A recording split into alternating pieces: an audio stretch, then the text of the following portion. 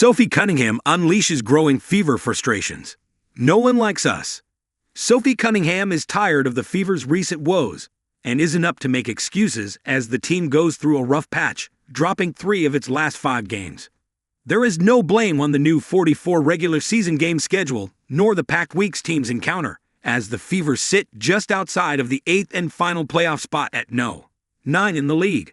However, the veteran guard does believe there is a no one likes us mood around the team. To her, the Fever has been targeted by other teams, and they need to find a better way to band together against them. I think so far this season, we've had a lot of distractions.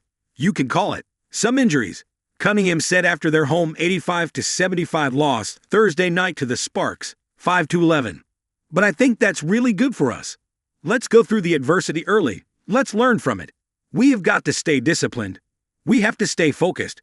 We need to get consistent, and we got to lean on each other. And I think we've kind of wavered on that. The Fever, 7-8, led by 8 points Thursday going into the fourth quarter.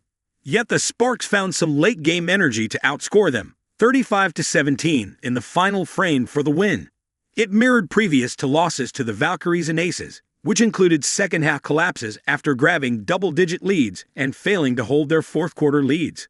Sophie Cunningham on Fever being on everyone's schedule and this rough patch. Cunningham, acquired by the Fever in an off-season trade, has grown frustrated and pointed to needed locker room adjustments, which can be tough when leader Caitlin Clark has had 2 injury stints just a month into the season. The team announced Thursday that Clark would not play in the Sparks matchup after suffering a left groin injury, which came not long after she missed 5 games with a quad injury. Clark returned for 5 games before being sidelined again, and the Fever are 2-4 without her. The Fever now await to hear Clark's status for Friday's game against the Wings at American Airlines Center. If available, it would be the first showdown between Clark and 2025 1-pick Paige Bueckers in the WNBA. Bueckers, the 2024 WNBA Rookie of the Year, recently said there are unfair expectations placed on Clark. I would just say Clark handles it with grace. And the pressure that she's put on every single night to perform at the level that she does, it's inhumane, really, Bueckers said Thursday.